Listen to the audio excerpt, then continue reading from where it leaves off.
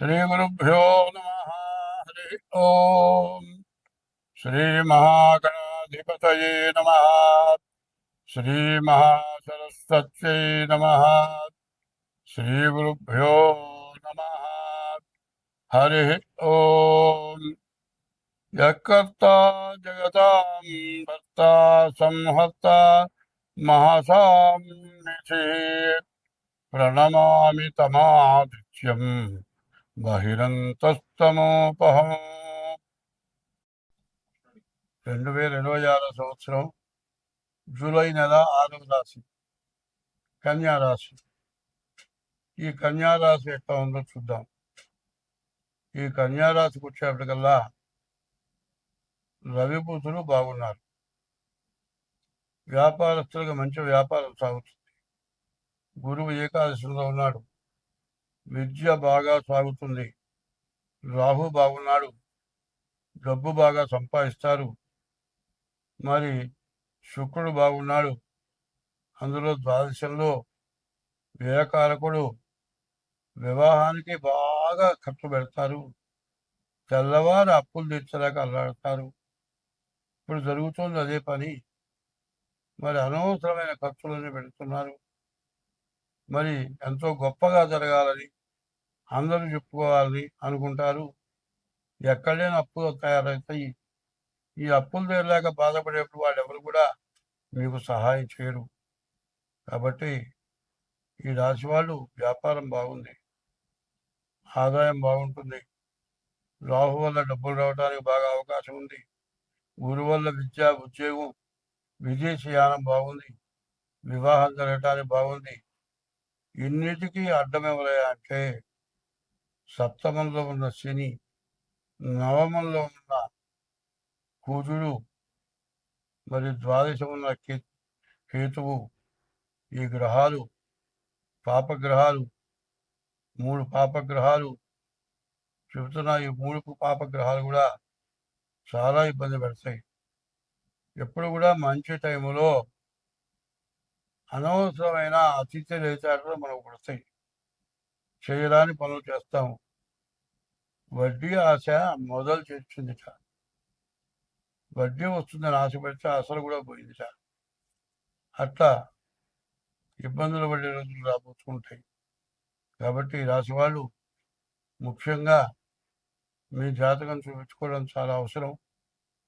సప్తమంలో ఉన్నటువంటి శని వల్ల భార్యాభర్తలు ఇద్దరికి కూడా సమస్యలు వచ్చి విడిపోయే లక్షణాలు కూడా రావచ్చు. కాబట్టి ఈ రాశి వాళ్ళు చాలా జాగ్రత్త పడాలి. ఎందుకంటే డేట్ ఆఫ్ బర్త్ ఉంటే డేట్ ఆఫ్ బర్త్ ద్వారా కానీ, డేట్ ఆఫ్ బర్త్ లేకపోతే అరిచేతులు హస్త సాముద్రిక ద్వారా కానీ మా చేత మీ జాతకం చెప్పబడుతుంది. అట్లా చెప్పించుకోవాలి అంటే మా నెంబర్లు, ఫోన్ నెంబర్లు 2 ఉన్నాయి.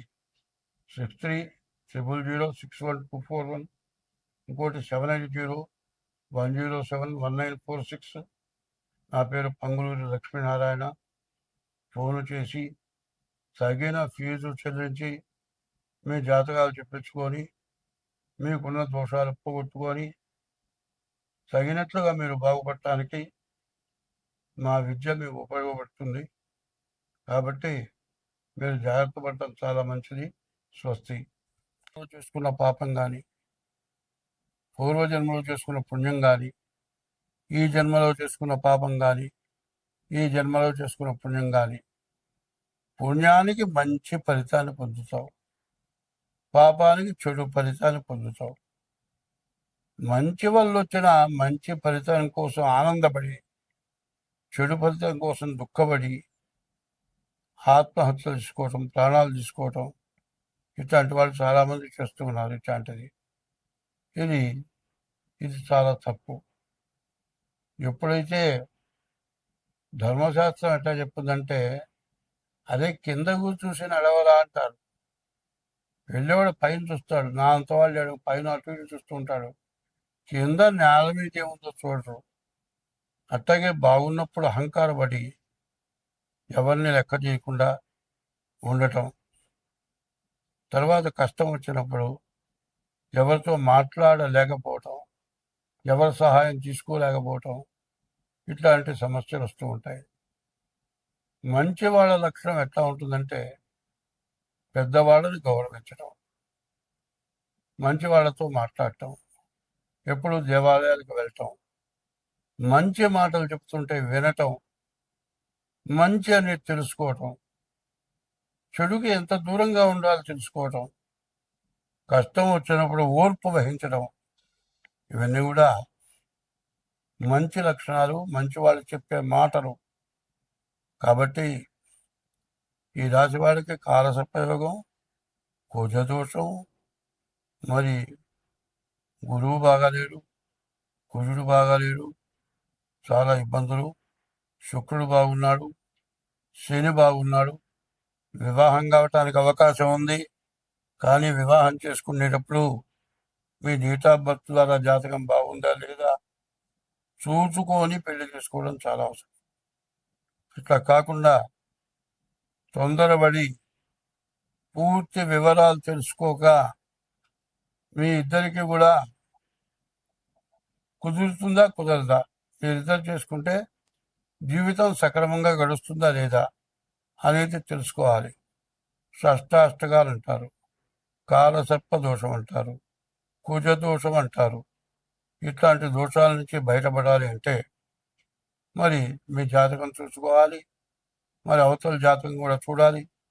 రెండు జాతకాలు చూచి మీకు సరిపడుతుందంటేనే వివాహం చేసుకోవాలి.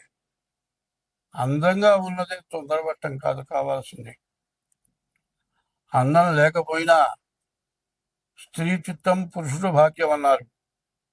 ఆడ మనిషి మంచి జ్ఞానం కలిగిందైతే, ఎంతో పుణ్యాత్మురాలైతే ఆ కుటుంబం ఎంతో బాగుపడుతుంది. బిడ్డ వచ్చిన వేళ గుడ్డు వచ్చిన వేళ అంటారు. ఒక ఆడపిల్ల వివాహం చేసుకొని మన ఇంటికి వస్తే ఆ కోడలు అడుగు పెట్టిన వేళ బాగా కలిసిస్తుంది. ఇదివరకు పల్లెటూళ్ళల్లో బరగొడ్లను కొనుక్కునేవాళ్ళు. ఒక్క గుడ్డు వస్తే నష్టం వస్తుంది, ఒక్క గుడ్డు వస్తే కలిసిస్తుంది. దాన్నే బిడ్డ వచ్చిన వేళ గొడ్డు వచ్చిన వేళ అంటారు. అటువంటివన్నీ కూడా తెలుసుకొని, ఇప్పుడు అందులో ఆడపిల్లలు చాలా తక్కువైనారు, మగపిల్లలు ఎక్కువైనారు. ఆడపిల్లలకి మగపిల్లలకు ఆడపిల్లలు దొరకటం లేదు.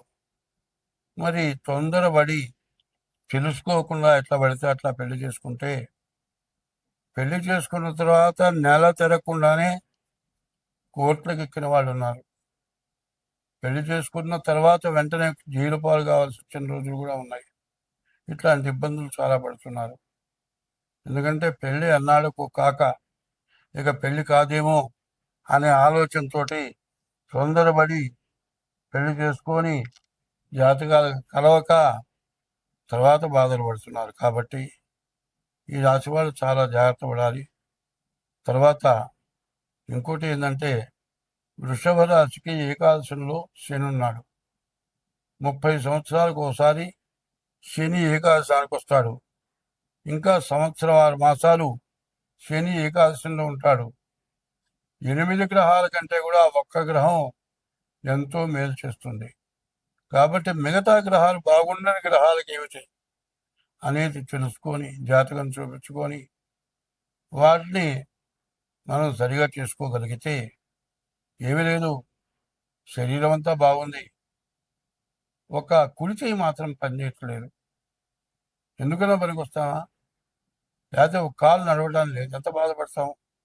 అట్లాగే ఈ 9 గ్రహాల్లో మిగతా బాగుండని రాహువు, కేతువు, కుజుడు, గురువు, ఈ గ్రహాలకి దోషాలు ఏంటో తెలుసుకొని డేట్ ఆఫ్ బర్త్ ద్వారా మీ జాతకం చూపించుకోండి. మీకు అన్ని విధాలా బాగుంటుంది. స్వస్తి.